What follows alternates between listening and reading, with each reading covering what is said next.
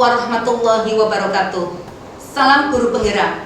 Perkenalkan, saya Warti, calon guru penggerak dari SMP Negeri 2 Margasari, Kabupaten Tegal. Bapak Ibu yang berbahagia, izinkanlah saya di sini akan memaparkan demonstrasi kontekstual refleksi saya terkait pemikiran Ki Hajar Dewantoro tentang pendidikan. Setelah mempelajari filosofi pemikiran Ki Hajar Dewantoro tentang pendidikan, maka ada beberapa hal yang menjadi catatan buat kita semua. Yang pertama, asas pendidikan adalah tumbuhnya nilai-nilai kemanusiaan. Di sini dapat dipahami bahwa pendidikan merupakan tempat persemaian benih-benih kebudayaan dalam masyarakat. Dari kalimat di atas, maka dapat dijelaskan bahwa ada koneksi yang tidak dapat dipisahkan antara pendidikan dan kebudayaan. Dua hal ini merupakan satu kesatuan yang utuh. Menurut Ki Hajar Dewantoro, untuk mencapai kebudayaan yang kita cita-citakan, maka pendidikan menjadi pondasinya. Dengan kata lain bahwa pekerjaan yang kita laksanakan di sekolah tidak hanya untuk memikirkan bagaimana siswa untuk bersekolah, mencapai nilai yang bagus, tetapi lebih dari itu, untuk menjemput kebudayaan yang kita cita-citakan. Dengan kata lain, pekerjaan itu untuk membentuk peradaban sehingga keduanya penting antara pendidikan dan kebudayaan. Pendidikan menjadi salah satu kunci utama dalam menciptakan manusia yang beradab. Pendidikan menjadi ruang berlatih dan bertumbuhnya nilai-nilai kemanusiaan yang dapat diteruskan atau diwariskan. Untuk poin yang kedua adalah dasar pendidikan adalah menuntun.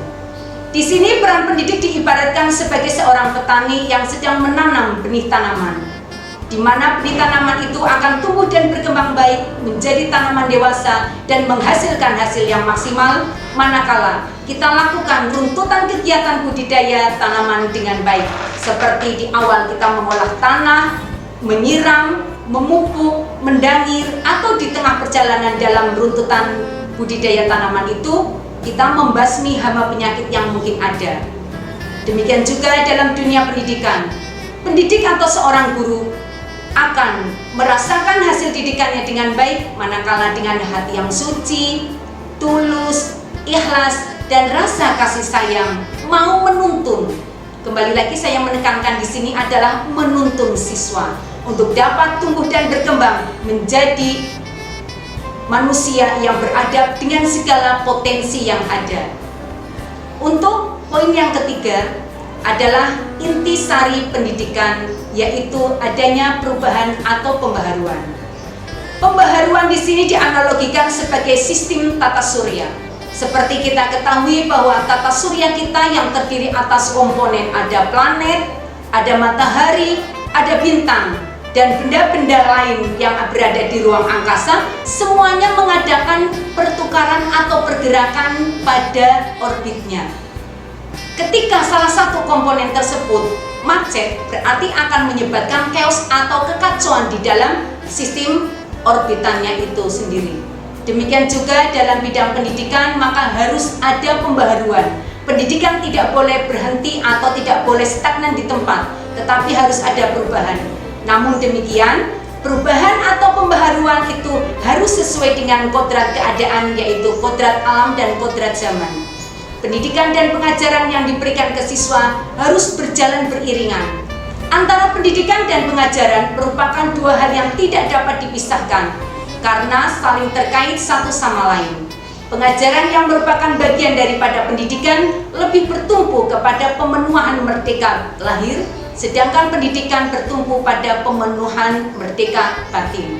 Tentunya untuk tumbuh dan berkembangnya seorang anak haruslah utuh antara pemenuhan merdeka batin dan merdeka lahirnya.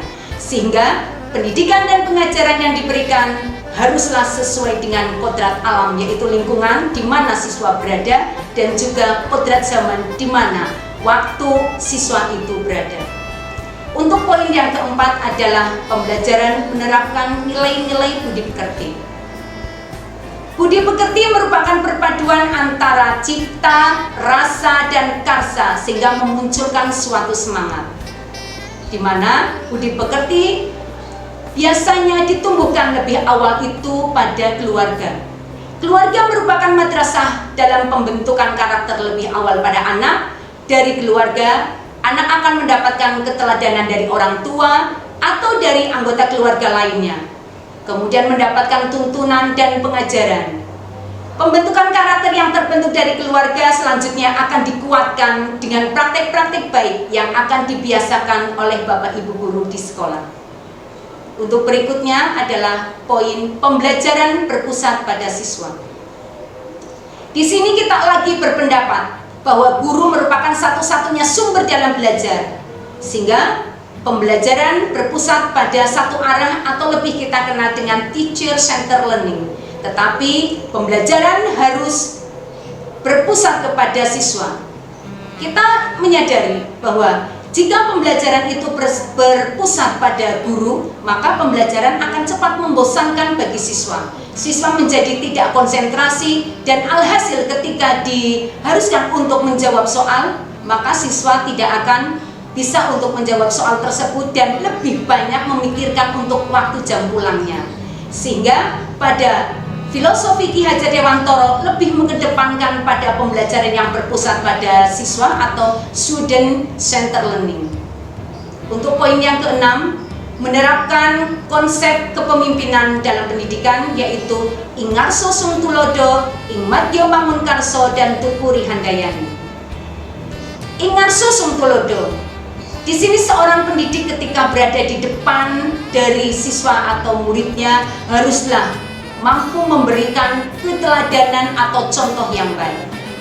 Kemudian Ingmadyo Mangunkarso, ketika seorang pendidik berada di tengah, maka harus mampu untuk membangkitkan semangat, membangkitkan prakarsa atau idenya. Kemudian Tukuri Handayani, dari belakang seorang guru harus mampu memberikan arahan dan dorongan.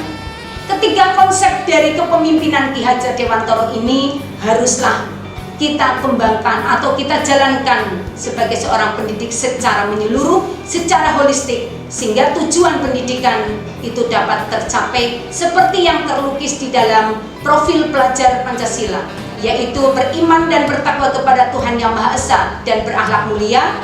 Yang kedua, berkebinekaan global. Yang ketiga, gotong royong. Yang keempat, mempunyai kemandirian. Yang kelima, bernalar kritis. Dan yang keenam, kreatif. Itulah paparan dari saya tentang demonstrasi konseptual mengenai pemikiran filosofi Ki Hajar Dewantara. Kurang lebihnya saya mohon maaf. Wassalamualaikum warahmatullahi wabarakatuh. Salam guru penggerak.